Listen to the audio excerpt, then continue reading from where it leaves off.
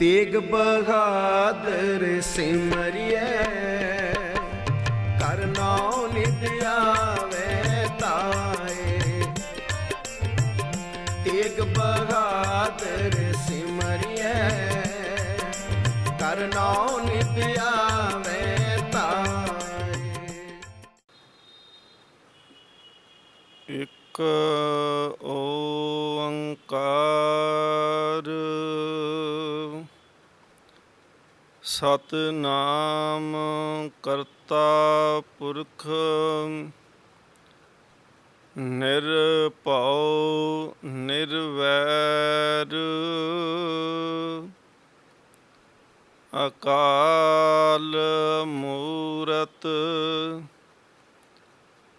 अजूनी सैभं गुर प्रसाद। जप आद सच जुगाद सच है भी सच। नानक होसी भी सच। चतुर दिशा कीनो बल अपना सिर ऊपर कर तारियो। कृपा कटाख अवलोकन कीना दास का दुख बिदारियो। हर जन राखे गुर गोविंद कंठ लाए अवगुण सब मेटे। दयाल पुरख बख्शिंद जो मांग हे ठाकुर अपने ते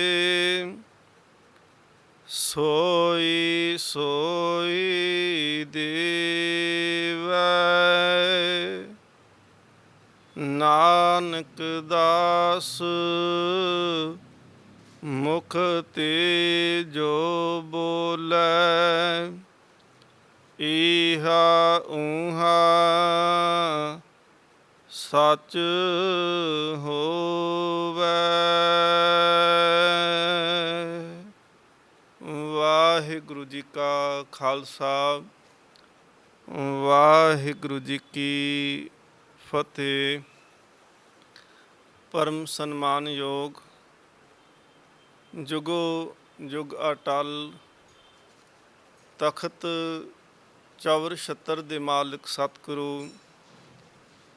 श्री गुरु ग्रंथ ਸਾਹਿਬ महाराज पातशाह जी ਦੀ पावन 400 ਸਾਲਾ ਪ੍ਰਕਾਸ਼ ਸ਼ਤਾਬਦੀ ਨੂੰ ਮੁੱਖ ਰੱਖਦਿਆਂ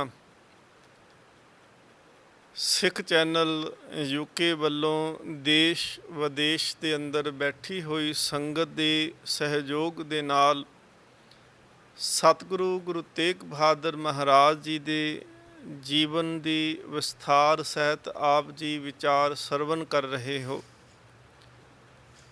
ਪਿਛਲੇ ਦੀਵਾਨ ਦੇ ਵਿੱਚ ਆਪ ਜੀ ਨੇ ਸਰਵਨ ਕੀਤਾ ਸੀ ਕਿ ਧੰਨ ਗੁਰੂ ਤੇਗ ਬਹਾਦਰ ਮਹਾਰਾਜ ਜੀ ਨੇ ਆਪਣੇ ਪਿਤਾ ਮੀਰੀ ਪੀਰੀ ਦੇ ਮਾਲਕ ਵੱਡ ਯੋਧਾ ਬਹੁ ਪਰ ਉਪਕਾਰੀ ਸਤਿਗੁਰੂ ਗੁਰੂ ਹਰਗੋਬਿੰਦ ਸੱਚੇ ਪਾਤਸ਼ਾਹ ਮਹਾਰਾਜ ਜੀ ਨੂੰ ਜੰਗਾਂ ਲੜਦਿਆਂ ਹੋਇਆਂ ਤੱਕਿਆ। 2 ਜੰਗਾਂ ਨੂੰ ਸਤਿਗੁਰੂ ਮਹਾਰਾਜ ਨੇ ਨੇੜਿਓਂ ਹੋ ਕੇ ਦੇਖਿਆ। ਧੰਨ ਗੁਰੂ ਨਾਨਕ ਦੇਵ ਮਹਾਰਾਜ ਜੀ ਦੇ ਸਪੁੱਤਰ ਬਾਬਾ ਸ੍ਰੀ ਚੰਦ ਜੀ, ਸਤਿਕਾਰਯੋਗ ਬਾਬਾ ਬੁੱਢਾ ਸਾਹਿਬ ਜੀ ਅਤੇ ਸਤਿਕਾਰਯੋਗ ਭਾਈ ਸਾਹਿਬ ਭਾਈ ਗੁਰਦਾਸ ਸਾਹਿਬ ਜੀ, ਇਹਨਾਂ ਦੇ ਸੰਸਾਰਿਕ ਯਾਤਰਾ ਸੰਪੂਰਨ ਕਰਨ ਤੋਂ ਬਾਅਦ ਅੰਤਮ ਯਾਤਰਾ ਜਿਹੜੀਆਂ ਸੀ ਉਹ ਗੁਰੂ ਤੇਗ ਬਹਾਦਰ ਮਹਾਰਾਜ ਜੀ ਨੇ ਤੱਕ ਕੇ ਤੇ ਉਹਦੇ ਵਿੱਚੋਂ ਵੀ ਆਤਮਿਕ ਸੋਝੀ ਪ੍ਰਾਪਤ ਕੀਤੀ। ਸਤਿਗੁਰੂ ਗੁਰੂ ਹਰਗੋਬਿੰਦ ਸਾਹਿਬ ਮਹਾਰਾਜ ਜੀ ਨਥਾਣਾ ਦੇ ਅਸਥਾਨ ਤੇ ਮਹਾਰਾਜ ਨੇ ਤੀਸਰੀ ਜੰਗ ਕੀਤੀ ਹੈ। ਇਸ ਤੋਂ ਉਪਰੰਤ ਸਤਿਗੁਰੂ ਮਹਾਰਾਜ ਸੱਚੇ ਪਾਤਸ਼ਾਹ ਗੁਰੂ ਅਰਜਨ ਦੇਵ ਮਹਾਰਾਜ ਜੀ ਦੀ ਵਸਾਈ ਹੋਈ ਨਗਰੀ ਕਰਤਾਰਪੁਰ ਸਾਹਿਬ, 2 ਕਰਤਾਰਪੁਰ ਸਾਡੇ ਗੁਰੂ ਸਾਹਿਬਾਨਾਂ ਵੱਲੋਂ ਵਸਾਏ ਗਏ। ਇੱਕ ਧੰਨ ਗੁਰੂ ਨਾਨਕ ਦੇਵ ਮਹਾਰਾਜ ਪਾਤਸ਼ਾਹ ਜੀ ਨੇ ਆਪਣੇ ਅੰਤਮ ਸਮੇਂ ਜਿਸ ਨਗਰ ਨੂੰ ਵਸਾਇਆ ਰਾਵੀ ਦੇ ਕੰਢੇ ਤੇ, ਉਹ ਨਗਰ ਕਰਤਾਰਪੁਰ ਜਿਹੜਾ ਅੱਜ ਸਾਡੇ ਕੋਲ ਨਹੀਂ, ਅੱਜ ਪਾਕਿਸਤਾਨ ਦੀ ਧਰਤੀ ਤੇ ਉੱਤੇ ਹੈ। ਦੂਸਰਾ ਕਰਤਾਰਪੁਰ ਧੰਨ ਗੁਰੂ ਅਰਜਨ ਦੇਵ ਮਹਾਰਾਜ ਪਾਤਸ਼ਾਹ ਜੀ ਨੇ ਆਪਣੀ ਹਯਾਤੀ ਦੇ ਅੰਦਰ ਵਸਾਉਣਾ ਕੀਤਾ। ਇਤਿਹਾਸ ਦੇ ਵਿੱਚ ਮਿਲਦਾ ਹੈ ਕਿ ਗੁਰੂ ਅਰਜਨ ਦੇਵ ਮਹਾਰਾਜ ਪਾਤਸ਼ਾਹ ਜੀ ਜਿਸ ਵੇਲੇ ਦੁਆਬੇ ਦੀ ਧਰਤੀ ਤੇ ਗਏ ਨੇ, ਕਿਉਂਕਿ ਇਹ ਕਰਤਾਰਪੁਰ ਜਦੋਂ ਤੁਸੀਂ ਜਲੰਧਰ ਜਾਂਦੇ ਹੋ, ਪੰਜਾਬ ਦੀ ਧਰਤੀ ਤੇ ਜਲੰਧਰ ਦੇ ਕੋਲ ਇੱਕ ਕਰਤਾਰਪੁਰ ਨਗਰ ਹੈ। ਸਤਿਗੁਰੂ ਮਹਾਰਾਜ ਜੀ ਦੁਆਬੇ ਦੇ ਵਿੱਚ ਜਿਸ ਵੇਲੇ ਗਏ ਤੇ ਮਹਾਰਾਜ ਨੇ ਇਸ ਜਗ੍ਹਾ ਦੇ ਉੱਪਰ ਜਾ ਕਰਕੇ ਤੇ ਨਗਰ ਵਸਾਉਣ ਦੀ ਜਿਹੜੀ ਸੀ ਇੱਛਾ ਪ੍ਰਗਟ ਕੀਤੀ। ਲੋਕਾਂ ਵੱਲੋਂ ਜ਼ਮੀਨ ਵੀ ਭੇਟ ਕੀਤੀ ਗਈ। ਸਤਿਗੁਰੂ ਮਹਾਰਾਜ ਪਾਤਸ਼ਾਹ ਨੇ ਜਿੱਥੇ ਗੁਰਦੁਆਰਾ ਅੱਜ ਥੰਮ ਜੀ ਸਾਹਿਬ ਹੈ, ਉਸ ਅਸਥਾਨ ਦੇ ਉੱਪਰ ਥੰਮੀ ਗੱਡਣੀ ਸੀ, ਉੱਥੇ ਨਿਵਾਸ ਅਸਥਾਨ ਬਣਾਉਣਾ ਸੀ। ਮਹਾਰਾਜ ਜੀ ਨੇ ਸਤਿਗੁਰੂ ਸੱਚੇ ਪਾਤਸ਼ਾਹ ਮਹਾਰਾਜ ਜੀ ਨੇ ਸਿੱਖਾਂ ਨੂੰ ਹੁਕਮ ਕੀਤਾ ਕਿ ਕੋਈ ਬਹੁਤ ਵੱਡੀ ਲੱਕੜੀ ਉਹਦਾ ਥੰਮ ਬਣਾਇਆ ਜਾਵੇ ਤੇ ਉਹ ਇਲਾਕੇ ਦੇ ਵਿੱਚ ਲੱਭ ਕੇ ਲੈ ਕੇ ਆਓ। ਬਹੁਤ ਜਗ੍ਹਾ ਦੇ ਉੱਤੇ ਜਿਹੜਾ ਸੀ ਉਹ ਲੱਕੜ ਲੱਭਣ ਦਾ ਯਤਨ ਕੀਤਾ, ਪਰ ਉਨੀ ਵੱਡੀ ਮੋਟੀ ਜਿਸ ਤਰੀਕੇ ਦੀ ਉਹ ਕਾਰੀਗਰਾਂ ਨੇ ਲੱਕੜ ਦੱਸੀ ਸੀ ਉਹ ਪ੍ਰਾਪਤ ਨਾ ਹੋਈ। ਅਖੀਰ ਤੇ ਸਿੱਖਾਂ ਨੂੰ ਪਤਾ ਲੱਗਿਆ ਕਿ ਇਸੇ ਹੀ ਇਲਾਕੇ ਦੇ ਵਿੱਚ ਇੱਕ ਜਗ੍ਹਾ ਬਹੁਤ ਵੱਡੀ ਟਾਹਲੀ ਦਾ ਰੁੱਖ ਹੈ, ਪਰ ਲੋਕ ਉਸ ਦੀ ਪੂਜਾ ਬਹੁਤ ਕਰਦੇ ਨੇ, ਉਹਨੂੰ ਕੋਈ ਵੱਢਣ ਦਾ ਯਤਨ ਨਹੀਂ ਕਰਦਾ, ਡਰਦੇ ਉਹਦੇ ਕੋਲ ਨਹੀਂ ਕੋਈ ਜਾਂਦਾ, ਪਰ ਉਹਦੀ ਪੂਜਾ ਜ਼ਰੂਰ ਹੁੰਦੀ ਹੈ। ਸਿੱਖ ਜਦੋਂ ਸਤਿਗੁਰੂ ਮਹਾਰਾਜ ਜੀ ਨੂੰ ਆ ਕੇ ਦੱਸਿਆ, ਗੁਰੂ ਅਰਜਨ ਦੇਵ ਮਹਾਰਾਜ ਨੇ ਫਿਰ ਉਹ ਕਿਹਾ, ਹੁਕਮ ਦੇ ਦਿੱਤਾ ਕਿ ਉਹ ਟਾਹਲੀ ਵੱਢ ਕੇ ਲਿਆਂਦੀ ਜਾਵੇ। ਸਿੱਖ ਗੱਡਿਆਂ ਦੇ ਪ੍ਰਬੰਧ ਕਰਕੇ ਉਹ ਟਾਹਲੀ ਵੱਢਣ ਵਾਸਤੇ ਜਿਸ ਵੇਲੇ ਗਏ ਤੇ ਉਸ ਟਾਹਲੀ ਦੇ ਵਿੱਚੋਂ, ਉਸ ਦਰਖਤ ਦੇ ਵਿੱਚੋਂ ਆਵਾਜ਼ ਆਈ ਸੀ ਕਿ ਮੈਂ ਸੁਣਿਆ ਕਿ ਗੁਰੂ ਨਾਨਕ ਦਾ ਘਰ ਲੋਕਾਂ ਦੇ ਘਰ ਵਸਾਉਂਦਾ ਹੈ, ਉਜਾੜਦਾ ਨਹੀਂ। ਅੱਜ ਤੁਸੀਂ ਗੁਰੂ ਦੇ ਹੁਕਮ ਤੇ ਮੇਰਾ ਘਰ ਉਜਾੜਨ ਵਾਸਤੇ ਕਿਉਂ ਆਏ ਹੋ? ਸਿੱਖ ਜਿਹੜੇ ਸੀ ਉਹ ਹੈਰਾਨ ਹੋਏ। ਆ ਕਰਕੇ ਗੁਰੂ ਅਰਜਨ ਦੇਵ ਮਹਾਰਾਜ ਨੂੰ ਬੇਨਤੀ ਕੀਤੀ। ਮਹਾਰਾਜ ਉਸ ਟਾਹਲੀ ਦੇ ਵਿੱਚੋਂ ਤੇ ਇਸ ਤਰ੍ਹਾਂ ਦੀ ਆਵਾਜ਼ ਆਈ। ਗੁਰੂ ਅਰਜਨ ਦੇਵ ਸੱਚੇ ਪਾਤਸ਼ਾਹ ਮਹਾਰਾਜ ਜੀ ਨੇ ਉਸ ਵੇਲੇ ਫਿਰ ਆਪ ਗਏ। ਉੱਥੇ ਜਾ ਕੇ ਜਦੋਂ ਦੁਬਾਰਾ ਫਿਰ ਆਵਾਜ਼ ਆਈ ਤੇ ਸਤਿਗੁਰੂ ਮਹਾਰਾਜ ਜੀ ਨੇ ਉੱਥੇ ਕਿਹਾ ਕਿ ਦੇਖ, ਅਸੀਂ ਇੱਕ ਤਾਂ ਤੇਰਾ ਉਧਾਰ ਕਰਾਂਗੇ ਤੇ ਦੂਸਰਾ ਸਤਿਗੁਰੂ ਮਹਾਰਾਜ ਕਹਿੰਦੇ ਨੇ ਜਿੰਨੀ ਤੇਰੀ ਪ੍ਰਾਨ ਪ੍ਰਤਿਸ਼ਠਾ ਇੱਥੇ ਹੈ, ਇਹਦੇ ਤੋਂ ਜ਼ਿਆਦਾ ਸਾਡੇ ਘਰ ਦੇ ਵਿੱਚ ਤੇਰੀ ਹੋਵੇਗੀ। ਸਤਿਗੁਰੂ ਮਹਾਰਾਜ ਜੀ ਦਾ ਹੁਕਮ ਮੰਨਿਆ, ਆਵਾਜ਼ ਸ਼ਾਂਤ ਹੋਈ। ਮਹਾਰਾਜ ਨੇ ਸਿੱਖਾਂ ਨੂੰ ਹੁਕਮ ਕੀਤਾ, ਉਹ ਟਾਹਲੀ ਵੱਢੀ ਗਈ। ਟਾਹਲੀ ਵੱਢਣ ਤੋਂ ਬਾਅਦ ਵਿੱਚ ਸਿੱਖ ਜਿਹੜੇ ਸੀ ਉਹ ਟਾਹਲੀ ਲੈ ਕਰਕੇ ਆਏ। ਜਿੱਥੇ ਗੁਰਦੁਆਰਾ ਥੰਮ ਜੀ ਸਾਹਿਬ ਹੈ ਉੱਥੇ ਉਹ ਟਾਹਲੀ ਗੱਡੀ ਗਈ। ਕਾਰੀਗਰ ਕਹਿਣ ਕਿ ਇਹ ਥੰਮ ਅਜੇ ਵੀ ਕੁਝ ਇੰਚ ਛੋਟਾ ਹੈ, ਪਰ ਸਤਿਗੁਰੂ ਮਹਾਰਾਜ ਜੀ ਦੀ ਕਿਰਪਾ ਵਾਪਰੀ। ਉੱਥੇ ਉਹ ਥੰਮ ਜਿਹੜਾ ਸੀ ਛੋਟਾ ਹੋਣ ਤੋਂ ਬਾਵਜੂਦ ਵੀ ਉਹ ਥੰਮ ਉੱਥੇ ਪੂਰਾ ਹੋਇਆ। ਸਤਿਗੁਰੂ ਸੱਚੇ ਪਾਤਸ਼ਾਹ ਮਹਾਰਾਜ ਉੱਥੇ ਫਿਰ ਉਹ ਸਤਿਗੁਰੂ ਜੀ ਨੇ ਇਸ ਨਗਰ ਨੂੰ ਵਸਾਇਆ ਤੇ ਨਾਮ ਰੱਖਿਆ ਗਿਆ ਕਰਤਾਰਪੁਰ ਸਾਹਿਬ। ਸਤਿਗੁਰੂ ਮਹਾਰਾਜ ਇਸ ਨਗਰ ਨੂੰ ਵਸਾਉਣ ਤੋਂ ਬਾਅਦ ਵਿੱਚ ਸਤਿਗੁਰੂ ਮਹਾਰਾਜ ਨੇ ਵੱਖ-ਵੱਖ ਥਾਵਾਂ ਤੇ ਨਗਰ ਵਸਾਏ। ਗੁਰੂ ਹਰਗੋਬਿੰਦ ਸੱਚੇ ਪਾਤਸ਼ਾਹ ਮਹਾਰਾਜ ਫਿਰ ਸਨ 1632 ਨੂੰ 1621 ਦਾ ਗੁਰੂ ਤੇਗ ਬਹਾਦਰ ਮਹਾਰਾਜ ਜੀ ਦਾ ਪ੍ਰਕਾਸ਼ ਹੈ ਤੇ 1632 ਭਾਵ ਕਿ 11 ਸਾਲ ਦੀ ਸਰੀਰਕ ਉਮਰ ਹੈ ਗੁਰੂ ਤੇਗ ਬਹਾਦਰ ਜੀ ਦੀ। ਮਹਾਰਾਜ ਪਰਿਵਾਰ ਸਮੇਤ, ਮਹਿਲਾਂ ਸਮੇਤ, ਆਪਣੀ ਸੰਤਾਨ ਸਪੁੱਤਰਾਂ ਦੇ ਸਮੇਤ ਸਤਿਗੁਰੂ ਮਹਾਰਾਜ ਪਾਤਸ਼ਾਹ ਜੀ ਨੇ ਜਾ ਕੇ ਟਿਕਾਣਾ ਜਿਹੜਾ ਸੀ ਉਹ ਕਰਤਾਰਪੁਰ ਦੀ ਧਰਤੀ ਤੇ ਕਰਨਾ ਕੀਤਾ। ਮਹਾਰਾਜ ਉੱਥੇ ਜਾਂਦੇ ਨੇ ਤੇ ਟਿਕਾਣਾ ਕਰਨ ਤੋਂ ਬਾਅਦ ਵਿੱਚ ਸਤਿਗੁਰੂ ਸੱਚੇ ਪਾਤਸ਼ਾਹ ਮਹਾਰਾਜ ਉੱਥੇ ਰਹੇ ਤੇ ਮਹਾਰਾਜ ਜੀ ਨੇ ਧੰਨ ਗੁਰੂ ਤੇਗ ਬਹਾਦਰ ਮਹਾਰਾਜ ਜੀ ਦਾ ਰਿਸ਼ਤਾ ਜਿਹੜਾ ਸੀ ਭਾਈ ਲਾਲ ਚੰਦ ਮਾਤਾ ਬਿਸ਼ਨ ਕੌਰ ਜੀ ਦੀ ਸਪੁੱਤਰੀ ਮਾਤਾ ਗੁਜਰੀ ਦੀ ਸਤਿਕਾਰਯੋਗ ਸਾਡੇ ਮਾਤਾ ਗੁਜਰੀ ਜੀ ਦੇ ਨਾਲ ਕਰਨਾ ਕੀਤਾ। ਸਤਿਗੁਰੂ ਮਹਾਰਾਜ ਜੀ ਨੇ ਜਦੋਂ ਰਿਸ਼ਤਾ ਕੀਤਾ, ਵਿਆਹ ਆਨੰਦ ਕਾਰਜ ਉਸ ਕਰਤਾਰਪੁਰ ਸਾਹਿਬ ਦੀ ਧਰਤੀ ਤੇ ਹੋਇਆ। ਅੱਜ ਵੀ ਜਦੋਂ ਤੁਸੀਂ ਕਰਤਾਰਪੁਰ ਸਾਹਿਬ ਜਾਓ ਤੇ ਉਸ ਧਰਤੀ ਦੇ ਉੱਤੇ ਮਾਤਾ ਜੀ ਦਾ ਉਹ ਘਰ ਹੈ ਜਿੱਥੇ ਮਾਤਾ ਗੁਜਰੀ ਜੀ ਦਾ ਪ੍ਰਕਾਸ਼ ਹੋਇਆ ਹੈ। ਮਾਤਾ ਗੁਜਰੀ ਜੀ ਉਹ ਸਿੱਖ ਇਸਤਰੀ ਹੈ, ਉਹ ਗੁਰੂ ਇਸਤਰੀ ਹੈ ਜਿਹੜੇ ਆਪ ਵੀ ਸ਼ਹੀਦ ਨੇ, ਜਿਨ੍ਹਾਂ ਦਾ ਪਤੀ ਵੀ ਸ਼ਹੀਦ ਹੈ, ਜਿਨ੍ਹਾਂ ਦਾ ਪੁੱਤਰ ਵੀ ਸ਼ਹੀਦ ਹੈ, ਜਿਨ੍ਹਾਂ ਦੇ 4 ਪੋਤਰੇ ਵੀ ਸ਼ਹੀਦ ਨੇ, ਜਿਨ੍ਹਾਂ ਦੇ ਨਨਾਣ ਦੇ 5 ਪੁੱਤਰ ਵੀ ਸ਼ਹੀਦ ਨੇ, ਜਿਨ੍ਹਾਂ ਦਾ ਭਰਾ ਵੀ ਸ਼ਹੀਦ ਹੈ। ਸਤਿਗੁਰੂ ਮਹਾਰਾਜ ਪਾਤਸ਼ਾਹ ਜੀ ਦਾ ਫਿਰ 11 ਸਾਲ ਦੀ ਆਰਬਲਾ ਦੇ ਅੰਦਰ ਮਾਤਾ ਗੁਜਰੀ ਜੀ ਦੇ ਨਾਲ ਆਨੰਦ ਕਾਰਜ ਕਰਤਾਰਪੁਰ ਸਾਹਿਬ ਦੀ ਧਰਤੀ ਤੇ ਹੋਇਆ। ਇਤਿਹਾਸ ਕਹਿੰਦਾ ਹੈ ਕਿ ਸਤਿਗੁਰੂ ਮਹਾਰਾਜ ਪਾਤਸ਼ਾਹ ਕੁਝ ਸਮਾਂ ਉੱਥੇ ਟਿਕੇ ਤੇ ਜਿਸ ਵੇਲੇ ਗੁਰੂ ਤੇਗ ਬਹਾਦਰ ਮਹਾਰਾਜ ਜੀ ਦੀ ਸਰੀਰਕ ਉਮਰ 13 ਸਾਲ ਦੀ ਸੀ, ਉਧਰੋਂ ਗੁਰੂ ਘਰ ਦੇ ਵਿੱਚ ਹੀ ਪਲਿਆ ਹੋਇਆ ਪੈਂਦੇ ਖਾਂ ਜਿਹੜਾ ਕੁਝ ਗੱਲਾਂ ਕਰਕੇ ਸਤਿਗੁਰੂ ਮਹਾਰਾਜ ਜੀ ਤੋਂ ਨਾਰਾਜ਼ ਹੋਇਆ, ਸਤਿਗੁਰੂ ਮਹਾਰਾਜ ਜੀ ਦੇ ਵਿਰੋਧ ਕਰਨਾ ਸ਼ੁਰੂ ਕੀਤਾ। ਗੁਰੂ ਹਰਗੋਬਿੰਦ ਸਾਹਿਬ ਮਹਾਰਾਜ ਉੱਤੇ ਜਲੰਧਰ ਦੇ ਸੂਬੇਦਾਰ ਨੂੰ ਫੌਜ ਦੇ ਸਮੇਤ ਚੜਾ ਕੇ ਲੈ ਆਇਆ। ਇਸ ਧਰਤੀ ਦੇ ਉੱਤੇ ਅੱਜ ਜਿੱਥੇ ਗੁਰਦੁਆਰਾ ਗੰਗਸਰ ਸਾਹਿਬ ਹੈ, ਇਸ ਅਸਥਾਨ ਦੇ ਨੇੜੇ ਸਤਿਗੁਰੂ ਮਹਾਰਾਜ ਜੀ ਦੇ ਨਾਲ ਉਹਨੇ ਪੈਂਦੇ ਖਾਂ ਨੇ ਜੰਗ ਕੀਤੀ। ਪੈਂਦੇ ਖਾਂ ਜਿਹੜਾ ਸੀ ਬਹੁਤ ਬਲਵਾਨ ਸੀ ਸਰੀਰਕ ਤੌਰ ਤੇ ਇਹਦੇ 'ਚ ਤਾਕਤ ਇੰਨੀ ਸੀ ਕਿ ਘੋੜੇ ਦੇ ਉੱਤੇ ਸਵਾਰ ਹੋਏ ਇਨਸਾਨ ਨੂੰ ਘੋੜੇ ਸਮੇਤ ਚੁੱਕ ਕੇ ਸੁੱਟ ਲੈਂਦਾ ਸੀ। ਤੇ ਸਤਿਗੁਰੂ ਮਹਾਰਾਜ ਕਹਿੰਦੇ ਹੁੰਦੇ ਸੀ ਕਿ ਪੈਂਦੇ ਖਾਂ ਤੂੰ ਬਹੁਤ ਬਲਵਾਨ, ਤੇਰੇ ਵਰਗਾ ਬਲਵਾਨ ਕੋਈ ਨਹੀਂ। ਪਹਿਲੀ ਜੰਗ ਅੰਮ੍ਰਿਤਸਰ ਦੇ ਅੰਦਰ ਪੈਂਦੇ ਖਾਂ ਨੇ ਬਹੁਤ ਦੁਸ਼ਮਣ ਦੇ ਆਹੂ ਲਾਏ, ਧੜਥੱਲੀ ਜਿਹੜੀ ਸੀ ਉਸ ਜੰਗ ਦੇ ਵਿੱਚ ਮਚਾ ਦਿੱਤੀ। ਸਤਿਗੁਰੂ ਸੱਚੇ ਪਾਤਸ਼ਾਹ ਮਹਾਰਾਜ ਜੀ ਨੂੰ ਜਦੋਂ ਇਹਨੇ ਲਲਕਾਰਿਆ, ਜੰਗ ਹੋਈ, ਸਤਿਗੁਰੂ ਮਹਾਰਾਜ ਗੁਰੂ ਹਰਗੋਬਿੰਦ ਸਾਹਿਬ ਮਹਾਰਾਜ ਨੂੰ ਇਹਨੇ ਕਿਹਾ ਸੀ, ਕਹਿੰਦੇ ਕਿਉਂ ਨਾ ਆਪਾਂ ਸਿੱਧੀ ਟੱਕਰ ਲਈਏ, ਤੀਰਾਂ ਨੂੰ ਛੱਡ ਕੇ ਆਓ, ਮੇਰੇ ਨਾਲ ਸਿੱਧਾ ਯੁੱਧ ਕਿਉਂ ਨਹੀਂ ਕਰਦੇ। ਗੁਰੂ ਹਰਗੋਬਿੰਦ ਸਾਹਿਬ ਮਹਾਰਾਜ ਨੇ ਫਿਰ ਤੀਰ ਕਮਾਨ ਪਾਸੇ ਰੱਖੇ ਤੇ ਘੋੜਾ ਜਿਹੜਾ ਸੀ ਉਹ ਜੰਗ ਦੇ ਮੈਦਾਨ ਦੇ ਵਿੱਚ ਲੈ ਕੇ ਆਂਦਾ। ਪੈਂਦੇ ਖਾਂ ਨੇ ਸਤਿਗੁਰੂ ਮਹਾਰਾਜ ਤੇ ਤਲਵਾਰ ਦੇ ਨਾਲ ਵਾਰ ਕੀਤਾ। ਮਹਾਰਾਜ ਨੇ ਪਹਿਲਾ ਵਾਰ ਜਿਹੜਾ ਸੀ ਉਹ ਆਪਣੇ ਢਾਲ ਦੇ ਨਾਲ ਰੋਕਿਆ। ਦੂਸਰਾ ਵਾਰ ਜਿਹੜਾ ਸੀ ਸਤਿਗੁਰੂ ਮਹਾਰਾਜ ਪਾਤਸ਼ਾਹ ਜੀ ਨੇ ਪੈਰ ਦੀ ਘੋੜੇ ਦੀ ਰਕਾਬ ਜਿਹੜੀ ਸੀ ਉਹਦੇ ਨਾਲ ਰੋਕ ਲਿਆ ਤੇ ਜਦੋਂ ਇਹਦੀ ਕੁਛ ਵੀ ਪੇਸ਼ ਨਾ ਗਈ ਤੇ ਇਹਨੇ ਆਪਣਾ ਜਿਹੜਾ ਪੈਂਤਰਾ ਜਿੰਦੇ ਵਿੱਚ ਇਹ ਮਾਹਰ ਸੀ ਕਿ ਘੋੜੇ ਸਨੇ ਜਵਾਨ ਨੂੰ ਥੱਲੇ ਸੁੱਟਣਾ, ਇਹ ਦਵਾ ਦਵ ਘੋੜੇ ਤੋਂ ਥੱਲੇ ਉਤਰਿਆ। ਗੁਰੂ ਤੇਗ ਬਹਾਦਰ ਮਹਾਰਾਜ ਪਾਤਸ਼ਾਹ ਗੁਰੂ ਹਰਗੋਬਿੰਦ ਸੱਚੇ ਪਾਤਸ਼ਾਹ ਮਹਾਰਾਜ ਜੀ ਦੇ ਘੋੜੇ ਥੱਲੇ ਜਾ ਕੇ ਇਹਨੇ ਘੋੜੇ ਨੂੰ ਚੁੱਕ ਕੇ ਸੁੱਟਣ ਦਾ ਯਤਨ ਕੀਤਾ, ਪਰ ਕੋਸ਼ਿਸ਼ ਇਹਦੀ ਅਸਫਲ ਹੋ ਗਈ ਕਿਉਂਕਿ ਗੁਰੂ ਹਰਗੋਬਿੰਦ ਸਾਹਿਬ ਮਹਾਰਾਜ ਭਾਰੀ ਗੁਰ ਭਾਰੀ ਨੇ। ਸਤਿਗੁਰੂ ਸੱਚੇ ਪਾਤਸ਼ਾਹ ਮਹਾਰਾਜ ਜੀ ਨੇ ਫਿਰ ਪੈਂਦੇ ਖਾਂ ਦੇ ਸਿਰ ਦੇ ਵਿੱਚ ਢਾਲ ਦਾ ਵਾਰ ਕੀਤਾ ਤੇ ਪੈਂਦੇ ਖਾਂ ਬੇਸੁਰਤ ਹੋ ਕੇ ਧਰਤੀ ਤੇ ਡਿੱਗਿਆ। ਪੈਂਦੇ ਸਤਿਗੁਰੂ ਮਹਾਰਾਜ ਘੋੜੇ ਤੋਂ ਥੱਲੇ ਉਤਰ ਕੇ ਆਏ, ਪੈਂਦੇ ਖਾਂ ਹੋਸ਼ ਦੇ ਵਿੱਚ ਥੋੜਾ ਆਇਆ, ਸਤਿਗੁਰੂ ਮਹਾਰਾਜ ਪਾਤਸ਼ਾਹ ਜੀ ਦੇ ਅੱਗੇ ਹੱਥ ਜੋੜੇ, ਆਪਣੇ ਕੀਤੇ ਦੀ ਖਿਮਾ ਮੰਗੀ ਤੇ ਸਤਿਗੁਰੂ ਮਹਾਰਾਜ ਨੇ ਕਿਹਾ ਸੀ, ਪੈਂਦੇ ਖਾਂ ਹੁਣ ਇਹ ਸਮਾਂ ਗਲਤੀਆਂ ਮੰਨਣ ਦਾ ਨਹੀਂ, ਇਹ ਕਲਮਾ ਪੜ੍ਹਨ ਦਾ ਸਮਾਂ ਹੈ, ਕਲਮਾ ਪੜ੍ਹ। ਤੇ ਸਤਿਗੁਰੂ ਮਹਾਰਾਜ ਪਾਤਸ਼ਾਹ ਜੀ ਨੂੰ ਉਸ ਵੇਲੇ ਪੈਂਦੇ ਖਾਂ ਨੇ ਇਹ ਗੱਲ ਕਹੀ ਸੀ, ਸਤਿਗੁਰੂ ਮਹਾਰਾਜ ਜਿਹਨੂੰ ਤੁਸੀਂ ਬਖਸ਼ ਦਿੱਤਾ ਉਹਨੂੰ ਕੋਈ ਦੂਸਰੇ ਕਲਮੇ ਪੜ੍ਹਨ ਦੀ ਲੋੜ ਨਹੀਂ।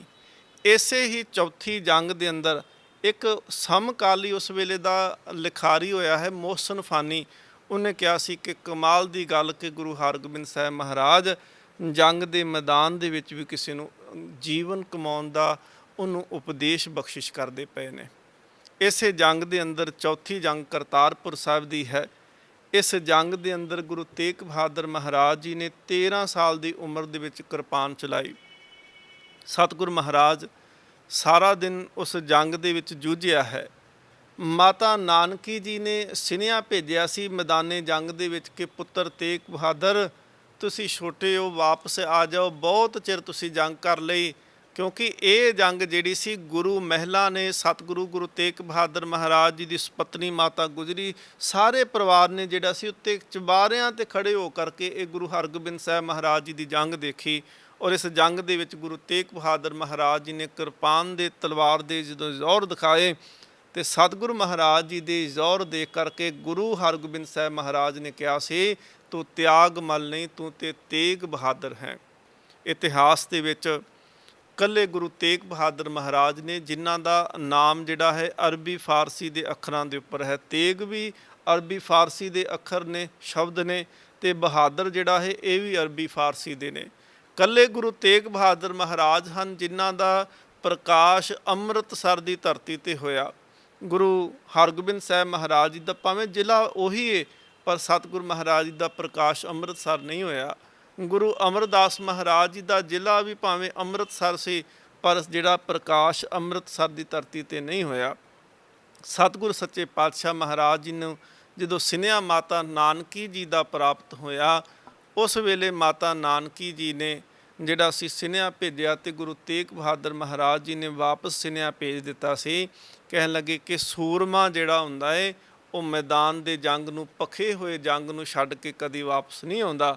ਸੂਰਮੇ ਦੇ ਦੋ ਹੀ ਕੰਮ ਨੇ, ਜਾਂ ਤੇ ਉਹ ਆਪਣੇ ਲੜਦਿਆਂ ਹੋਇਆਂ ਪ੍ਰਾਣ ਤਿਆਗ ਦੇ, ਤੇ ਜਾਂ ਫਿਰ ਜਿੱਤ ਕਰਕੇ ਪਰਤ ਕੇ ਵਾਪਸ ਆਉਂਦਾ ਹੈ। ਇਹਨਾਂ ਸੁਨੇਹਾ ਭੇਜ ਦਿੱਤਾ। ਇੱਕ ਜਿਸ ਵੇਲੇ ਸਤਿਗੁਰੂ ਮਹਾਰਾਜ ਜੀ ਦਾ ਵਿਆਹ ਮਾਤਾ ਗੁਜਰੀ ਜੀ ਦੇ ਨਾਲ ਹੋਇਆ ਸੀ, ਉਸ ਵੇਲੇ ਪਿਤਾ ਲਾਲ ਚੰਦ ਨੇ ਕਿਹਾ ਕਿ ਨਹਿ ਸਰਿਓ ਕਛੂ ਟਿਗ ਮੋਰ। ਹੱਥ ਜੋੜ ਕੇ ਬੇਨਤੀ ਕੀਤੀ, ਸੱਚੇ ਪਾਤਸ਼ਾਹ ਗੁਰੂ ਹਰਗੋਬਿੰਦ ਸੱਚੇ ਪਾਤਸ਼ਾਹ ਮਹਾਰਾਜ, ਆਪ ਸਮਰੱਥ ਹੋ, ਆਪ ਗੁਰੂ ਹੋ, ਆਪ ਜੀ ਦੇ ਨਾਲ ਬੇਅੰਤ ਸੰਗਤਾਂ ਇੱਥੇ ਇਸ ਨਗਰ ਦੇ ਵਿੱਚ ਪਹੁੰਚੀਆਂ। ਆਪ ਜੀ ਨੇ ਮੈਨੂੰ ਗਰੀਬ ਨੂੰ ਕਿਰਪਾ ਕੀਤੀ, ਮੇਰੇ ਉੱਪਰ, ਮੇਰੀ ਬੱਚੀ ਨੂੰ ਆਪਣੇ ਘਰ ਦੇ ਵਿੱਚ ਪ੍ਰਵਾਨ ਕੀਤਾ। ਮਹਾਰਾਜ ਇਹ ਮੇਰੇ ਵੱਡੇ ਭਾਗ ਨੇ, ਇਹ ਮੇਰੇ ਵੱਡੇ ਕਰਮ ਨੇ, ਪਰ ਸਤਿਗੁਰੂ ਮਹਾਰਾਜ ਨਹਿ ਸਰਿਓ ਕਛੂ ਟਿਗ ਮੋਰ। ਮਹਾਰਾਜ ਮੇਰੇ ਤੋਂ ਆਪ ਜੀ ਦੀ ਪੂਰੀ ਸੇਵਾ ਨਹੀਂ ਕੀਤੀ ਗਈ। ਮੇਥੋਂ ਆਪ ਸੰਗਤ ਦੀ ਜਿਹੜੀ ਸੀ, ਆਪ ਜੀ ਦੇ ਨਾਲ ਸਿੱਖ ਸੰਗਤ ਆਈ, ਮੈਂ ਉਹਨਾਂ ਦੀ ਸੇਵਾ ਵੀ ਚੰਗੀ ਤਰ੍ਹਾਂ ਨਹੀਂ ਕਰ ਸਕਿਆ। ਹੱਥ ਜੋੜ ਕੇ ਖੜੇ ਨੇ। ਗੁਰੂ ਹਰਗੋਬਿੰਦ ਸਾਹਿਬ ਮਹਾਰਾਜ ਨੇ ਜਿਹੜੇ ਬਚਨ ਉੱਥੇ ਕਹੇ, ਜੇ ਅੱਜ ਅਸੀਂ ਉਹਨੂੰ ਕਮਾ ਲਈਏ, ਅੱਜ ਅਸੀਂ ਇਹਨਾਂ ਬਚਨਾਂ ਨੂੰ ਸਮਝ ਜਾਈਏ, ਤੇ ਹੋ ਸਕਦਾ ਹੈ ਕਿ ਸਾਡੇ ਜੀਵਨ ਦੇ ਵਿੱਚ ਇੱਕ ਬੜਾ ਵੱਡਾ ਕੋੜ ਨਿਕਲ ਜਾਵੇ। ਅੱਜ ਅਸੀਂ ਥਾਂ ਥਾਂ 'ਤੇ ਦੇਖਦੇ ਹਾਂ ਕਿ ਦਾਜ ਦੇ ਕਰਕੇ ਜਿਹੜਾ ਧੀਆਂ ਨੂੰ ਬਲੀ ਚੜਾ ਦਿੱਤਾ ਜਾਂਦਾ ਹੈ, ਉਹਨਾਂ ਦੇ ਕਤਲ ਹੋ ਜਾਂਦੇ ਨੇ, ਉਹਨਾਂ ਨੂੰ ਜਿਉਂਦਿਆਂ ਸਾੜ ਦਿੱਤਾ ਜਾਂਦਾ ਹੈ, ਕਈ ਤਰੀਕੇ, ਕਈ ਤਸੀਹੇ ਦੇ ਕੇ ਮਾਰਿਆ ਜਾਂਦਾ ਹੈ।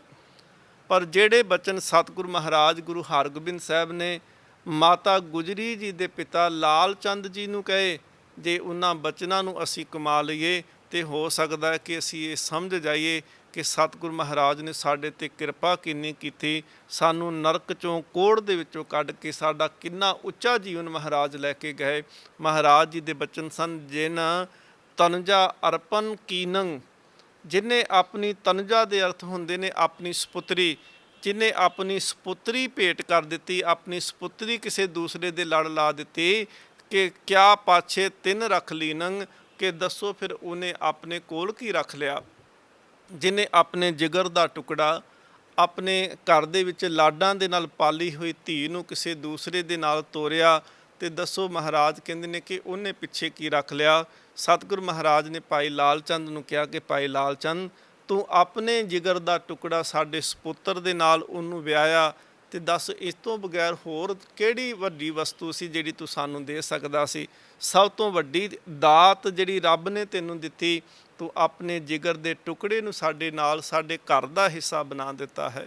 ਜੇ ਅੱਜ ਅਸੀਂ ਸਮਝੀਏ ਕਿ ਜਦੋਂ ਦਾਜ ਦਹੇਜ ਦੀ ਗੱਲ ਚੱਲਦੀ ਆ, ਤੇ ਦਾਜ ਦਹੇਜ ਦੇ ਕਰਕੇ ਜਿਹਨੇ ਧੀ ਦੇ ਦਿੱਤੀ ਉਹਨੇ ਪਿੱਛੇ ਕੀ ਰੱਖਿਆ, ਪਤਾ ਨਹੀਂ ਪਰਮਾਤਮਾ ਦਾ ਕਿ ਸਾਡੇ ਲੋਕਾਂ ਨੂੰ ਕੀ ਹੋ ਗਿਆ ਕਿ ਅਸੀਂ ਕਿਸ ਪਾਸੇ ਨੂੰ ਤੁਰ ਪਏ। ਅਸੀਂ ਕੇਵਲ ਦੂਸਰੇ ਦੇ ਧਨ ਵੱਲੇ ਤੇ ਨਿਗਾਹ ਰੱਖਦੇ ਹਾਂ ਕਿ ਸ਼ਾਇਦ ਦੂਸਰੇ ਦਾ ਧਨ ਸਾਨੂੰ ਮਿਲੇ ਤੇ ਉਹਦੇ ਕਰਕੇ ਸਾਨੂੰ ਕੁਝ ਪ੍ਰਾਪਤੀ ਹੋ ਜਾਏ। ਪਰ ਸੱਚ ਕਰਕੇ ਜਾਣਿਓ, ਜਿਹੜਾ ਤ੍ਰਿਸ਼ਨਾਲੂ ਇਨਸਾਨ ਹੁੰਦਾ ਏ, ਉਹਦੀ ਤ੍ਰਿਸ਼ਨਾ ਦੀ ਅੱਗ ਹਮੇਸ਼ਾ ਹੀ ਅੰਦਰ ਸੜਦੀ ਰਹਿੰਦੀ ਹੈ, ਤੇ ਅੰਦਰ ਨੂੰ ਹਮੇਸ਼ਾ ਸਾੜਦੀ ਰਹੇਗੀ, ਅੱਗ ਹਮੇਸ਼ਾ ਬਲੇਗੀ। ਵਿਦਵਾਨ ਕਹਿੰਦੇ ਨੇ ਕਿ ਤ੍ਰਿਸ਼ਨਾ ਭੁੱਖ ਐਸੀ ਇੱਕ ਅੱਗ ਆ ਜਿਹਨੂੰ ਅਸੀਂ ਬਾਲਣ ਪਾ ਕੇ, ਲੱਕੜਾਂ ਪਾ ਕੇ ਬੁਝਾਉਣ ਦਾ ਯਤਨ ਕਰਦੇ, ਪਰ ਲੱਕੜਾਂ ਦੇ ਨਾਲ ਬੁਝਣੀ ਕੋਈ ਨਹੀਂ। ਤ੍ਰਿਸ਼ਨਾ ਬਿਰਲੇ ਹੀ ਕੀ ਬੁਝੀ ਹੈ। ਸਤਿਗੁਰੂ ਮਹਾਰਾਜ ਕਹਿੰਦੇ ਨੇ, ਤ੍ਰਿਸ਼ਨਾਲੂ ਬੰਦਾ ਤਾਂ ਉਹ ਕੋਟ ਜੋੜੇ ਲੱਖ ਕਰੋੜੇ ਮਨ ਨਾ ਹੋਰੇ, ਪਰੇ ਪਰੇ ਹੀ ਕੋ ਲੁਜੀ ਹੈ। ਸਤਿਗੁਰੂ ਮਹਾਰਾਜ ਪਾਤਸ਼ਾਹ ਕਹਿੰਦੇ ਨੇ, ਸਹਿਸ ਖੱਟੇ ਲੱਖ ਕੋਠ ਧਾਵੇ, ਤ੍ਰਿਪਤ ਨਾ ਆਵੇ ਮਾਇਆ ਪਾਛੇ ਪਾਵੇ। ਜੇ ਤੇਰੇ ਕਮਾਇਆਂ ਦੇ ਨਾਲ ਤੇਰੀ ਪੂਰੀ ਨਹੀਂ ਪੈਂਦੀ ਤੇ ਤੂੰ ਦਾਜ ਲਏਗਾ ਕਿਸੇ ਧੀ ਤੋਂ, ਜਿਹੜਾ ਸੀ ਕਿਸੇ ਪਰਿਵਾਰ ਤੋਂ ਤੂੰ ਪੈਸਾ ਲੈ ਕਰਕੇ ਆਪਣੀ ਭੁੱਖ ਜਿਹੜੀ ਹੈ ਉਹ ਕਦੀ ਵੀ ਸ਼ਾਂਤ ਨਹੀਂ ਕਰ ਸਕਦਾ। ਇਹ ਤਾਂ ਐਸੀ ਆਗਿਆ ਜਿਹਨੂੰ ਮਾਇਆ ਦੇ ਨਾਲ ਬੁਝਾਉਣ ਦਾ ਯਤਨ ਕਰੇਗਾ ਤੇ ਇਹਨੇ ਬੁਝਣੀ ਕੋਈ ਨਹੀਂ। ਵਿਦਵਾਨ ਨੇ ਇੱਕ ਨੇ ਜ਼ਿਕਰ ਕੀਤਾ, ਕਹਿੰਦਾ ਕਿ ਕਿਸੇ ਨੇ ਬਾਲਟੀ ਲੈ ਕਰਕੇ ਤੇ ਉਹਨੂੰ ਰੱਸੀ ਬੰਨੀ ਤੇ ਉਹਨੂੰ ਖੂਹ ਦੇ ਵਿੱਚ ਪਾਇਆ ਤੇ ਖੂਹ ਦੇ ਵਿੱਚ ਪਾਇਆ, ਬਾਲਟੀ ਡਿੱਗੀ, ਆਵਾਜ਼ ਵੀ ਆਈ ਪਾਣੀ ਦੇ ਵਿੱਚ ਬਾਲਟੀ ਡਿੱਗਣ ਦੀ। ਉਹਨੇ ਜਿਸ ਵੇਲੇ ਬਾਲਟੀ ਬਾਹਰ ਖਿੱਚੀ ਤੇ ਬਾਲਟੀ ਫਿਰ ਖਾਲੀ ਦੀ ਖਾਲੀ। ਉਹਨੇ ਦੇਖਿਆ ਬਾਲਟੀ ਨੂੰ ਕਿ ਪਾਣੀ ਦੇ ਵਿੱਚ ਸੀ ਪਰ ਬਾਲਟੀ ਵਿੱਚ ਕਿਉਂ ਨਹੀਂ ਆਇਆ। ਉਹਨੇ ਬਾਲਟੀ ਨੂੰ ਤਾਂ ਕਰਕੇ ਦੇਖਿਆ ਤੇ ਬਾਲਟੀ ਦਾ ਜਿਹੜਾ ਥੱਲਾ ਸੀ ਉਹਦੇ ਵਿੱਚ ਛੇਕ ਸੀ, ਉਹਦੇ ਵਿੱਚੋਂ ਪਾਣੀ ਵਾਪਸ ਬਾਹਰ ਡੁੱਲ ਗਿਆ। ਉਹਨੇ ਸਮਝ ਲਾ ਲਈ, ਕਹਿੰਦਾ ਬਸ ਤ੍ਰਿਸ਼ਨਾ ਦੀ ਵੀ ਭੁੱਖ ਇਵੇਂ ਆ ਜਿਵੇਂ ਬਾਲਟੀ ਦੇ ਵਿੱਚ ਛੇਕ ਥੱਲੇ ਹੋਵਣ, ਜਿੰਨਾ ਮਰਜ਼ੀ ਉੱਤੋਂ ਪਾਣੀ ਪਾਈ ਜਾਓ ਉਹਨੇ ਭਰਨਾ ਕੋਈ ਨਹੀਂ। ਭੁੱਖਾ ਇਨਸਾਨ, ਲਾਲਚੀ ਇਨਸਾਨ, ਤ੍ਰਿਸ਼ਨਾਲੂ ਇਨਸਾਨ, ਜੇਕਰ ਉਹਨੂੰ ਧਨ ਦੌਲਤ ਦੇ ਨਾਲ ਰਜ਼ਾਉਣ ਦਾ ਯਤਨ ਕਰੀਏ ਉਹ ਰੱਜਦਾ ਕਦੇ ਨਹੀਂ। ਸਤਿਗੁਰੂ ਸੱਚੇ ਪਾਤਸ਼ਾਹ ਮਹਾਰਾਜ ਜੀ ਨੇ ਉੱਥੇ ਕਿਰਪਾ ਕੀਤੀ, ਸਾਨੂੰ ਇਹ ਸਿੱਖਿਆ ਦੇਣੀ ਕੀਤੀ ਹੈ। ਸਤਿਗੁਰੂ ਸੱਚੇ ਪਾਤਸ਼ਾਹ ਮਹਾਰਾਜ ਫਿਰ ਇਸ ਚੌਥੀ ਜੰਗ ਤੋਂ ਬਾਅਦ ਵਿੱਚ ਮਹਾਰਾਜ ਨੂੰ ਸਿੱਖਾਂ ਨੇ ਵੀ ਬੇਨਤੀ ਕੀਤੀ। ਪਹਾੜੀ ਰਾਜੇ ਵੀ ਸਤਿਗੁਰੂ ਮਹਾਰਾਜ ਜੀ ਦੀ ਸ਼ਰਨ ਵਿੱਚ ਆਏ, ਕਿਉਂਕਿ ਮਹਾਰਾਜ ਨੇ 52 ਰਾਜੇ ਜਿਹੜੇ ਸੀ ਉਹ ਗਵਾਲੀਅਰ ਦੇ ਕਿਲ੍ਹੇ ਵਿੱਚੋਂ ਰਿਹਾ ਕੀਤੇ, ਉਹਨਾਂ 'ਚ ਪਹਾੜੀ ਰਾਜੇ ਵੀ ਸਨ। ਉਹਨਾਂ ਨੇ ਬੇਨਤੀ ਕੀਤੀ, ਮਹਾਰਾਜ ਕਿਤੇ ਸਾਡੇ ਇਲਾਕੇ ਵਿੱਚ ਆਓ, ਉੱਥੇ ਨਗਰ ਵਸਾਓ। ਧੰਨ ਗੁਰੂ ਹਰਗੋਬਿੰਦ ਸਾਹਿਬ ਮਹਾਰਾਜ ਆਪਣੇ ਵੱਡੇ ਪੁੱਤਰ ਬਾਬਾ ਗੁਰਦਿੱਤਾ ਜੀ ਨੂੰ ਭੇਜਦੇ ਨੇ। ਉਹਨਾਂ ਨੇ ਇਲਾਕੇ ਦੇ ਵਿੱਚ ਘੁੰਮ ਕੇ ਆਏ ਤੇ ਹੰਡੂਰ ਜਿਹੜਾ ਰਾਜੇ ਦੀ ਸੀਮਾ ਪੈਂਦੀ ਸੀ ਉਹਦੀ ਹੱਦਬੰਦੀ ਦੇ ਅੰਦਰ ਉਹਨਾਂ ਨੇ ਜਗ੍ਹਾ ਦੇਖੀ ਤੇ ਉਹਨਾਂ ਨੇ ਜਗ੍ਹਾ ਪਸੰਦ ਕਰਨ ਤੋਂ ਬਾਅਦ ਗੁਰੂ ਹਰਗੋਬਿੰਦ ਸਾਹਿਬ ਮਹਾਰਾਜ ਨੂੰ ਬੇਨਤੀ ਕੀਤੀ। ਫਿਰ ਮਹਾਰਾਜ ਜਾਂਦੇ ਨੇ, ਸਤਿਗੁਰੂ ਗੁਰੂ ਹਰਗੋਬਿੰਦ ਸੱਚੇ ਪਾਤਸ਼ਾਹ ਮਹਾਰਾਜ ਨੇ ਫਿਰ ਹੰਡੂਰ ਦੀ ਜੂਹ ਦੇ ਅੰਦਰ ਜਿਹੜਾ ਨਗਰ ਵਸਾਇਆ ਉਹਦਾ ਨਾਮ ਰੱਖਿਆ ਕੀਰਤਪੁਰ ਸਾਹਿਬ। ਇਸੇ ਕੀਰਤਪੁਰ ਸਾਹਿਬ ਦੀ ਧਰਤੀ ਦੇ ਅੰਦਰ ਹੀ ਗੁਰੂ ਹਰਿਰਾਏ ਸਾਹਿਬ ਮਹਾਰਾਜ ਜੀ ਦਾ ਪ੍ਰਕਾਸ਼ ਵੀ ਹੋਇਆ। ਸਤਿਗੁਰੂ ਸੱਚੇ ਪਾਤਸ਼ਾਹ ਗੁਰੂ ਹਰਗੋਬਿੰਦ ਸਾਹਿਬ ਮਹਾਰਾਜ ਜਦੋਂ ਤਖਤ ਤੇ ਬਿਰਾਜਦੇ ਸਨ ਤੇ ਸਾਰੇ ਪੁੱਤਰਾਂ ਨੇ ਆ ਕੇ ਮਹਾਰਾਜ ਦੀ ਹਜ਼ੂਰੀ ਵਿੱਚ ਬੈਠਣਾ। ਗੁਰੂ ਤੇਗ ਬਹਾਦਰ ਮਹਾਰਾਜ ਜਦੋਂ ਆ ਕੇ ਬੈਠਦੇ ਸੀ ਤੇ ਉਹਨਾਂ ਨੇ ਬਿਲਕੁਲ ਆ ਕੇ ਬੈਠਣਾ ਤੇ ਨੀਵੀਂ ਪਾ ਲੈਣੀ, ਅੱਖਾਂ ਨਾ ਚੁੱਕਣੀਆਂ। ਸੰਗਤ ਨੇ ਪੁੱਛਣਾ ਸਤਿਗੁਰੂ ਮਹਾਰਾਜ ਨੂੰ ਕਿ ਮਹਾਰਾਜ ਤੁਹਾਡੇ ਪੁੱਤਰ ਤੇਗ ਬਹਾਦਰ ਸੰਗਤ ਵਿੱਚ ਆ ਕੇ ਬੈਠਦੇ ਆ। ਅੱਜ ਦੇਖੋ ਇਹ ਵੀ ਬੈਠਣ ਦਾ ਇੱਕ ਮਹਾਰਾਜ ਨੇ ਜਿਵੇਂ ਉਹਨਾਂ ਦੇ ਜੀਵਨ 'ਚੋਂ ਸਲੀਕਾ ਸੀ, ਭਾਵੇਂ ਉਹਨਾਂ ਨੇ ਅੱਗੇ ਉੱਤਰ ਤੇ ਦਿੱਤਾ। ਮਹਾਰਾਜ ਨੂੰ ਪੁੱਛਿਆ, ਕਹਿਣ ਲੱਗੇ ਕਿ ਇਹ ਸੰਗਤ ਵਿੱਚ ਆ ਕੇ ਬੈਠਦੇ ਨੇ ਤੇ ਨੀਵੀਂ ਕਿਉਂ ਪਾਉਂਦੇ ਨੇ। ਸਤਿਗੁਰੂ ਗੁਰੂ ਹਰਗੋਬਿੰਦ ਸੱਚੇ ਪਾਤਸ਼ਾਹ ਮਹਾਰਾਜ ਉਸੇ ਵੇਲੇ ਗੁਰੂ ਤੇਗ ਬਹਾਦਰ ਮਹਾਰਾਜ ਆਪਣੇ ਸਪੁੱਤਰ ਨੂੰ ਬੁਲਾਉਣਾ ਕੀਤਾ। ਮਹਾਰਾਜ ਨੇ ਪੁੱਛਿਆ ਕਿ ਬੇਟਾ, ਸੰਗਤ ਪੁੱਛਦੀ ਹੈ ਕਿ ਤੁਸੀਂ ਨੀਵੀਂ ਪਾ ਕੇ ਕਿਉਂ ਬੈਠਦੇ ਹੋ। ਗੁਰੂ ਤੇਗ ਬਹਾਦਰ ਮਹਾਰਾਜ ਜੀ ਨੇ ਹੱਥ ਜੋੜ ਕੇ ਬੇਨਤੀ ਕੀਤੀ, ਸਤਿਗੁਰੂ ਮਹਾਰਾਜ, ਜਿਹਨੂੰ ਅੰਦਰ ਦੇ ਔਗਣਾਂ ਦਾ ਪਤਾ ਹੋਵੇ ਉਹਦੇ ਸਾਹਮਣੇ ਅੱਖਾਂ ਨਹੀਂ ਚੁੱਕੀਆਂ ਜਾ ਸਕਦੀਆਂ। ਭਾਵ ਇਹ ਸੀ ਕਿ ਗੁਰੂ ਜਿਹੜਾ ਹੈ ਸਾਡੇ ਮਨ ਦੀ ਅਵਸਥਾ ਨੂੰ ਜਾਣਦਾ ਹੈ। ਘਟ ਘਟ ਕੇ ਅੰਤਰ ਕੀ ਜਾਣਤ, ਭਲੇ ਬੁਰੇ ਕੀ ਪੀਰ ਪਛਾਨਤ। ਗੁਰੂ ਅੰਦਰ ਹਿਰਦੇ ਨੂੰ ਜਾਣਦਾ ਹੈ ਕਿ ਸਾਡੇ ਮਨ ਦੇ ਵਿੱਚ ਕੀ ਆ। ਤੇ ਗੁਰੂ ਤੇਗ ਬਹਾਦਰ ਕਹਿੰਦੇ, ਮਹਾਰਾਜ ਅਸੀਂ ਤੇ ਔਗਣਾਂ ਦੇ ਭਰੇ ਆ ਨਾ। ਮਹਾਰਾਜ ਤੁਸੀਂ ਤੇ ਸਾਡੇ ਔਗਣਾਂ ਨੂੰ ਜਾਣਦੇ ਹੋ, ਤੇ ਜਿਹੜਾ ਜਾਣਦਾ ਹੋਵੇ ਉਹਦੇ ਸਾਹਮਣੇ ਅੱਖਾਂ ਕਿਵੇਂ ਚੁੱਕ ਕੇ ਖੜੇ ਹੋ ਸਕਦੇ ਆ। ਸਤਿਗੁਰੂ ਮਹਾਰਾਜ ਨੇ ਇੱਕ ਤਾਂ ਇਹ ਦੱਸਿਆ ਕਿ ਗੁਰੂ ਜਿਹੜਾ ਹੈ ਉਹ ਮਨ ਦੀ ਜਾਣਦਾ ਹੈ। ਦੂਸਰਾ ਸਤਿਗੁਰੂ ਮਹਾਰਾਜ ਨੇ ਇਹ ਵੀ ਦੱਸ ਦਿੱਤਾ ਕਿ ਸੰਗਤ ਵਿੱਚ ਬੈਠਣਾ ਕਿਵੇਂ, ਕਿ ਅੱਜ ਅਸੀਂ ਸੰਗਤ ਵਿੱਚ ਬੈਠੀਏ ਤੇ ਇਹ ਹੀ ਦੇਖਦੇ ਹਾਂ ਕਿ ਕੌਣ ਆਇਆ ਕੌਣ ਚਲੇ ਗਿਆ, ਪਤਾ ਹੀ ਨਹੀਂ ਲੱਗਦਾ ਕਿ ਕੀਰਤਨ ਕਿਹੜੇ ਸ਼ਬਦ ਦਾ ਹੋਇਆ, ਵਿਚਾਰ ਕਿਹੜੇ ਸ਼ਬਦ ਦੀ ਹੋਈ। ਬਸ ਧਿਆਨ ਅੱਖਾਂ ਲੋਕਾਂ ਦੇ ਕੱਪੜੇ ਦੇਖਣ ਤੱਕ ਸੀਮਤ ਰਹੀਆਂ ਕਿ ਕੌਣ ਆਇਆ ਤੇ ਕੌਣ ਚਲੇ ਗਿਆ, ਕੌਣ ਕਿੱਥੇ ਬੈਠਿਆ, ਕਿਹਨੇ ਕੀ ਕੀਤਾ। ਪਰ ਚਾਹੀਦਾ ਇਹ ਹੈ ਕਿ ਗੁਰੂ ਤੇਗ ਬਹਾਦਰ ਮਹਾਰਾਜ ਜਿਵੇਂ ਸੰਗਤ ਵਿੱਚ ਆ ਕੇ ਬੈਠਦੇ ਸੀ ਕਿ ਬਿਲਕੁਲ ਸੰਗਤ ਦੇ ਵਿੱਚ ਆਓ। ਜਿਤਨਾ ਸਮਾਂ ਵੀ ਸੰਗਤ ਵਿੱਚ ਬੈਠਣਾ, ਨੇਤਰ ਬੰਦ ਹੋਵਨ, ਹਿਰਦੇ ਦੇ ਅੰਦਰ ਵਾਹਿਗੁਰੂ ਵਾਹਿਗੁਰੂ ਚੱਲਦਾ ਹੋਵੇ ਤੇ ਕੰਨਾਂ ਦੇ ਨਾਲ ਗੁਰਬਾਣੀ ਦਾ ਕੀਰਤਨ, ਗੁਰਬਾਣੀ ਦੀ ਕਥਾ ਵਿਚਾਰ ਸੁਣ ਸਕੀ, ਤਾਂ ਸਾਡਾ ਜੀਵਨ ਅਸਲ ਦੇ ਵਿੱਚ ਸਫਲ ਹੈ। ਸਤਿਗੁਰੂ ਸੱਚੇ ਪਾਤਸ਼ਾਹ ਮਹਾਰਾਜ ਜੀ ਨੇ ਉਸ ਵੇਲੇ ਫਿਰ ਜਿਹੜਾ ਸੀ ਇਹ ਉਪਦੇਸ਼ ਸਾਨੂੰ ਦਿੱਤਾ ਕਿ ਸੰਗਤ ਵਿੱਚ ਕਿਵੇਂ ਬੈਠਣਾ। ਗੁਰੂ ਨਾਨਕ ਦੇਵ ਮਹਾਰਾਜ ਨੇ ਵੀ ਉਪਦੇਸ਼ ਦਿੱਤਾ ਸੀ। ਜਦੋਂ ਸਤਿਗੁਰੂ ਮਹਾਰਾਜ ਨੂੰ ਕਿਹਾ ਗਿਆ ਸੀ ਕਿ ਨਮਾਜ਼ ਪੜ੍ਹਨੀ ਹੈ ਤੇ ਗੁਰੂ ਨਾਨਕ ਦੇਵ ਮਹਾਰਾਜ ਕਹਿੰਦੇ ਹਾਂ ਬਿਲਕੁਲ ਨਮਾਜ਼ ਪੜ੍ਹਨ ਨੂੰ ਤਿਆਰ ਹਾਂ। ਗੁਰੂ ਨਾਨਕ ਦੇਵ ਮਹਾਰਾਜ ਜਦੋਂ ਨਮਾਜ਼ ਪੜ੍ਹਨ ਵਾਸਤੇ ਗਏ, ਸੁਲਤਾਨਪੁਰ ਲੋਧੀ ਦੀ ਧਰਤੀ ਸੀ, ਤੇ ਮਹਾਰਾਜ ਨਮਾਜ਼ ਪੜ੍ਹਦਿਆਂ ਨੂੰ ਵੇਖ ਕੇ ਤੇ ਮੁਸਕਰਾਉਂਦੇ ਰਹੇ। ਕਾਜੀ ਨੇ, ਨਵਾਬ ਦੌਲਤ ਖਾਂ ਨੇ ਉਹਨਾਂ ਗਿਲਾ ਕੀਤਾ ਕਿ ਮਹਾਰਾਜ ਤੁਸੀਂ ਸਾਡੇ ਧਰਮ ਦੀ ਜਿਹੜੀ ਤੋਹੀਨ ਕੀਤੀ, ਨਮਾਜ਼ ਨਹੀਂ ਪੜ੍ਹੀ, ਸਗੋਂ ਸਾਡੇ ਤੇ ਹੱਸੇ। ਗੁਰੂ ਨਾਨਕ ਦੇਵ ਮਹਾਰਾਜ ਕਹਿੰਦੇ ਨਮਾਜ਼ ਤੁਸੀਂ ਵੀ ਕਿੱਥੇ ਪੜ੍ਹੀ। ਇਹ ਨਹੀਂ ਕਿ ਇਕੱਲਾ ਮੂੰਹ ਦੇ ਵਿੱਚੋਂ ਬੋਲ ਲਿਆ ਜਾਂ ਸਰੀਰਕ ਕਿਰਿਆ। ਮਹਾਰਾਜ ਕਹਿੰਦੇ ਇਹ ਤਾਂ ਊਠਕ ਬੈਠਕ ਸੀ, ਇਹ ਤਾਂ ਭਲਵਾਨ ਵੀ ਬਹੁਤੀਆਂ ਕਰ ਲੈਂਦੇ ਨੇ ਤੁਹਾਡੇ ਤੋਂ ਜ਼ਿਆਦਾ, ਤੇ ਉਹ ਊਠਕ ਬੈਠਕ ਕਰ ਲੈਂਦੇ ਨੇ, ਉਹ ਡੰਡ ਮਾਰ ਲੈਂਦੇ ਨੇ, ਉਹ ਬੈਠਕਾਂ ਮਾਰ ਲੈਂਦੇ ਨੇ। ਨਮਾਜ਼ ਤਾਂ ਹੁੰਦੀ ਜੇ ਮਨ ਵੀ ਉਸ ਨਮਾਜ਼ ਨੂੰ ਸੁਣਦਾ। ਸਤਿਗੁਰ ਸੱਚੇ ਪਾਤਸ਼ਾਹ ਮਹਾਰਾਜ ਗੁਰੂ ਨਾਨਕ ਨੇ ਉਸ ਵੇਲੇ ਕਿਹਾ ਸੀ ਕਿ ਮਹਾਰਾਜ ਕਹਿੰਦੇ ਨੇ ਕਿ ਕਾਜੀ ਤੇਰਾ ਧਿਆਨ ਘਰ ਦੇ ਵਿੱਚ ਸੀ ਕਿ ਘੋੜੀ ਜਿਹੜੀ ਸੂਈ ਹੈ ਉਹਦੀ ਵਛੇਰੀ ਕਿਤੇ ਖੂਹ ਦੇ ਵਿੱਚ ਨਾ ਡਿੱਗ ਪਵੇ। ਨਵਾਬ ਦੌਲਤ ਖਾਂ ਤੇਰਾ ਮਨ ਜਿਹੜਾ ਸੀ ਉਹ ਕਾਬਲ ਕੰਧਾਰ ਤੋਂ ਉਹ ਘੋੜਿਆਂ ਦੀ ਖਰੀਦ ਕਰਦਾ ਪਿਆ ਸੀ, ਫਿਰ ਅਸੀਂ ਨਮਾਜ਼ ਕਿਹਦੇ ਨਾਲ ਪੜ੍ਹਦੇ, ਮਨ ਕਰਕੇ ਤਾਂ ਤੁਸੀਂ ਦੋਨੋਂ ਹੀ ਇੱਥੇ ਨਹੀਂ ਸੀ। ਸਤਿਗੁਰੂ ਮਹਾਰਾਜ ਗੁਰੂ ਤੇਗ ਬਹਾਦਰ ਨੇ ਵੀ ਇਹ ਸਮਝਾਇਆ ਕਿ ਸੰਗਤ ਵਿੱਚ ਬੈਠੋ, ਕਿ ਅੰਦਰੋਂ ਸੁਰਤ ਕਰਕੇ ਗੁਰੂ ਦੇ ਨਾਲ ਜੁੜ ਜਾਓ, ਬਾਹਰਲੇ ਸੰਸਾਰ ਨੂੰ ਦੇਖਣਾ ਬੰਦ ਕਰੋ, ਨੇਤਰ ਬੰਦ ਕਰਕੇ ਗੁਰੂ ਨਾਲ ਟਿਕ ਕਰਕੇ ਬੈਠੋ।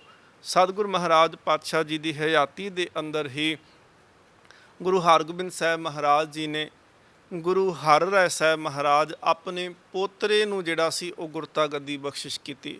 ਜਿਸ ਵੇਲੇ ਗੁਰਤਾ ਗੱਦੀ ਬਖਸ਼ਿਸ਼ ਕੀਤੀ ਹੈ, ਉਸ ਵੇਲੇ ਮਾਤਾ ਨਾਨਕੀ ਜੀ ਨੇ ਗੁਰਤਾ ਗੱਦੀ ਜਿਸ ਵੇਲੇ ਬਖਸ਼ਿਸ਼ ਹੋਈ, ਪੰਜੇ ਸਪੁੱਤਰਾਂ ਨੇ ਸਤਿਗੁਰੂ ਮਹਾਰਾਜ ਜੀ ਨੂੰ ਨਮਸਕਾਰ ਕਰਨਾ ਕੀਤੀ। ਗੁਰੂ ਤੇਗ ਬਹਾਦਰ ਮਹਾਰਾਜ ਜੀ ਨੇ ਵੀ ਸੀਸ ਝੁਕਾਇਆ। ਮਾਤਾ ਨਾਨਕੀ ਜੀ ਨੇ ਸ਼ਾਮ ਦੇ ਸਮੇਂ ਗੁਰੂ ਹਰਗੋਬਿੰਦ ਸਾਹਿਬ ਮਹਾਰਾਜ ਨੂੰ ਪ੍ਰਸ਼ਾਦਾ ਛਕਾਇਆ ਤੇ ਬੇਨਤੀ ਕੀਤੀ। ਪ੍ਰਸ਼ਾਦਾ ਛਕਾਉਣ ਤੋਂ ਬਾਅਦ ਮਹਾਰਾਜ ਆਪ ਤੇ ਕਹਿੰਦੇ ਸੀ ਕਿ ਸਾਡੇ ਘਰ ਦੇ ਵਿੱਚ ਜਿਹੜਾ ਪੁੱਤਰ ਜਨਮਿਆ ਇਹਨੇ ਗੁਰਤਾ ਗੱਦੀ ਤੱਕ ਪਹੁੰਚਣਾ, ਇਹਨੂੰ ਗੁਰਤਾ ਆਉਣੀ ਹੈ, ਪਰ ਅੱਜ ਤੁਸੀਂ ਪੋਤਰੇ ਨੂੰ ਗੁਰਤਾ ਗੱਦੀ ਬਖਸ਼ਿਸ਼ ਕੀਤੀ ਹੈ।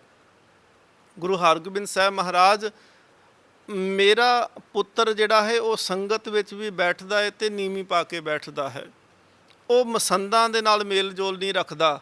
ਕਿਉਂਕਿ ਕਈ ਵਾਰੀ ਇਤਿਹਾਸ ਦੇ ਵਿੱਚ ਐਸੇ ਬਚਨ ਨੇ ਕਿ ਜਿਹੜੇ ਗੁਰੂ ਕੀ ਸੰਤਾਨ ਸਨ ਉਹ ਮਸੰਦਾਂ ਨਾਲ ਆਪਣੇ ਆਪ ਹੀ ਮੇਲ ਜੋਲ ਬਣਾ ਕੇ ਰੱਖਦੇ ਸੀ। ਮਸੰਦਾਂ ਤੋਂ, ਸੰਗਤ ਤੋਂ ਭੇਟਾਂ ਵੀ ਲੈ ਲੈਣੀਆਂ, ਆਪਣੇ ਮੁਤਾਬਕ ਉਹਨੂੰ ਖਰਚ ਵੀ ਲੈਣਾ। ਮਾਤਾ ਨਾਨਕੀ ਜੀ ਕਹਿੰਦੇ ਨੇ ਕਿ ਮੇਰਾ ਪੁੱਤਰ ਨਾ ਤੇ ਸੰਗਤ ਨਾਲ ਬਹੁਤਾ ਮੇਲ ਜੋਲ ਨੀਵੀਂ ਪਾ ਕੇ ਬੈਠਦਾ ਹੈ ਤੇ ਨਾ ਮਸੰਦਾਂ ਦੇ ਨਾਲ ਕੋਈ ਸੰਬੰਧ। ਮਹਾਰਾਜ ਗੁਰਤਾ ਤੁਸੀਂ ਪੋਤਰੇ ਨੂੰ ਦਿੱਤੀ, ਮੇਰੇ ਪੁੱਤਰ ਤੇ ਕਦੋਂ ਬਖਸ਼ਿਸ਼ ਹੋਵੇਗੀ। ਗੁਰੂ ਹਰਗੋਬਿੰਦ ਸੱਚੇ ਪਾਤਸ਼ਾਹ ਮਹਾਰਾਜ ਨੇ ਉਸ ਵੇਲੇ ਕਿਹਾ ਨਾਨਕੀ ਆਪਣੀ ਝੋਲੀ ਕਰ। ਮਾਤਾ ਨਾਨਕੀ ਜੀ ਨੇ ਆਪਣੀ ਝੋਲੀ, ਆਪਣਾ ਚੁੰਨੀ ਦਾ ਪੱਲਾ ਫੈਲਾਇਆ। ਸਤਿਗੁਰ ਸੱਚੇ ਪਾਤਸ਼ਾਹ ਮਹਾਰਾਜ ਨੇ ਇੱਕ ਰੁਮਾਲ ਜਿਹੜਾ ਸੀ ਉਹ ਜਿਹਦੇ ਨਾਲ ਮਹਾਰਾਜ ਹੱਥ ਪੂੰਝਣਾ, ਉਹ ਰੁਮਾਲ ਮਾਤਾ ਨਾਨਕੀ ਦੀ ਝੋਲੀ ਵਿੱਚ ਪਾਇਆ। ਇੱਕ ਗੁਰਬਾਣੀ ਦੀ ਪੋਥੀ ਜਿਹੜੀ ਸੀ ਉਹ ਝੋਲੀ ਦੇ ਵਿੱਚ ਪਾਈ। ਇੱਕ ਸਤਿਗੁਰ ਮਹਾਰਾਜ ਨੇ ਆਪਣੇ ਕਮਰ ਕੱਸੇ ਦੀ ਕਟਾਰ ਜਿਹੜੀ ਸੀ ਉਹ ਮਾਤਾ ਨਾਨਕੀ ਦੀ ਝੋਲੀ ਵਿੱਚ ਪਾ ਕੇ ਹੁਕਮ ਕੀਤਾ ਸੀ। ਕਹਿਣ ਲੱਗੇ ਦੇਖ ਨਾਨਕੀ ਤੇਰੇ ਘਰ ਦੇ ਵਿੱਚ ਗੁਰੂ ਨਾਨਕ ਦੀ ਬਖਸ਼ਿਸ਼ ਹੋਣੀ ਹੈ, ਪਰ ਹੋਏਗੀ ਸਮੇਂ ਦੇ ਨਾਲ।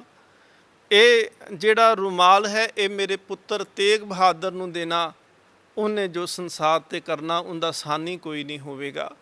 ਇਹ ਬਾਣੀ ਦੀ ਪੋਥੀ ਮੇਰੀ ਨੋ ਗੁਜਰੀ ਨੂੰ ਦੇਣਾ, ਉਹਨੂੰ ਕਹਿਣਾ ਬਾਣੀ ਦਾ ਅਭਿਆਸ ਕਰਨਾ। ਤੇਰੇ ਘਰ ਦੇ ਵਿੱਚ ਜੋਧਾ ਬਲੀ ਪੁੱਤਰ ਨੇ ਪ੍ਰਗਟ ਹੋਣਾ ਹੈ। ਤੇ ਤੀਸਰੀ ਜਿਹੜੀ ਸੀ ਕਟਾਰ, ਸਤਿਗੁਰੂ ਮਹਾਰਾਜ ਨੇ ਕਿਹਾ ਇਹ ਕਟਾਰ ਮੇਰੇ ਪੋਤਰੇ ਨੂੰ ਦੇਣਾ, ਉਹਨੇ ਵੀ ਗੁਰਤਾ ਤੇ ਬਿਰਾਜਮਾਨ ਹੋਣਾ ਹੈ, ਉਹਦੇ ਵਰਗਾ ਬਲੀ ਤੇ ਜੋਧਾ ਸੰਸਾਰ ਦੇ ਵਿੱਚ ਕੋਈ ਨਹੀਂ ਹੋਵੇਗਾ।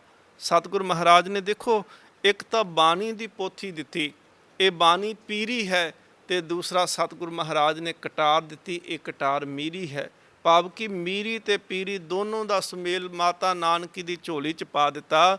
ਤੇ ਉਹ ਜਿਹੜਾ ਰੁਮਾਲ ਝੋਲੀ ਦੇ ਵਿੱਚ ਪਾਇਆ ਉਹੀ ਰੁਮਾਲ ਸੀ ਜਿਹਨੂੰ ਵਿਦਵਾਨ ਕਹਿੰਦੇ ਨੇ ਕਿ ਗੁਰੂ ਹਰਗੋਬਿੰਦ ਦਾ ਦਿੱਤਾ ਰੁਮਾਲ ਤੇਗ ਬਹਾਦਰ ਚਾਦਰ ਬਣ ਗਿਆ ਤੇ ਜਿਹਨੇ ਸਾਰੀ ਸ੍ਰਿਸ਼ਟ ਨੂੰ ਉਹਨੇ ਟੱਕ ਲਿਆ। ਸਤਿਗੁਰੂ ਮਹਾਰਾਜ ਬਖਸ਼ਿਸ਼ ਰਹਿਮਤ ਕਰਨ ਕਿ ਅਸੀਂ ਗੁਰੂ ਤੇਗ ਬਹਾਦਰ ਮਹਾਰਾਜ ਜੀ ਦੇ ਜੀਵਨ ਦੇ ਵਿੱਚੋਂ ਸਿੱਖਿਆ ਪ੍ਰਾਪਤ ਕਰ ਸਕੀਏ। ਜੋ ਸਤਿਗੁਰੂ ਮਹਾਰਾਜ ਪਾਤਸ਼ਾਹ ਜੀ ਨੇ ਪੂਰਨੇ ਪਾ ਕੇ ਸਾਨੂੰ ਦਿੱਤੇ ਹਨ, ਉਹਨਾਂ ਪੂਰਨਿਆਂ ਦੇ ਉੱਤੇ ਚੱਲ ਸਕੀਏ ਤਾਂ ਕਿ ਸਾਡਾ ਜੀਵਨ ਸਫਲਾ ਹੋ ਸਕੇ। ਇਸੇ ਤਰ੍ਹਾਂ ਇਤਿਹਾਸ ਦੀ ਲੜੀ ਨੂੰ ਆਪਾਂ ਅੱਗੇ ਤੋਰਾਂਗੇ। ਇੱਥੋਂ ਤੱਕ ਰਹੀ ਬੇਨਤੀਆਂ ਪ੍ਰਵਾਨ ਕਰਨੀਆਂ। ਆਪ ਜੀ ਨੇ ਵੱਧ ਚੜ ਕੇ ਇਸ ਸਮਾਗਮਾਂ ਦਾ ਲਾਹਾ ਪ੍ਰਾਪਤ ਕਰਨਾ, ਕਿਉਂਕਿ ਸ਼ਤਾਬਦੀਆਂ ਜਿਹੜੀਆਂ ਨੇ ਮਨਾਈਆਂ ਤਾਂ ਸਫਲ ਨੇ ਜੇ ਅਸੀਂ ਉਹਨਾਂ ਦੇ ਵਿੱਚੋਂ ਕੁਝ ਸਿੱਖ ਸਕੀਏ, ਜੇ ਉਹਨਾਂ ਦੇ ਵਿੱਚੋਂ ਸਾਨੂੰ ਕੁਝ ਪ੍ਰਾਪਤੀ ਹੋ ਸਕੇ।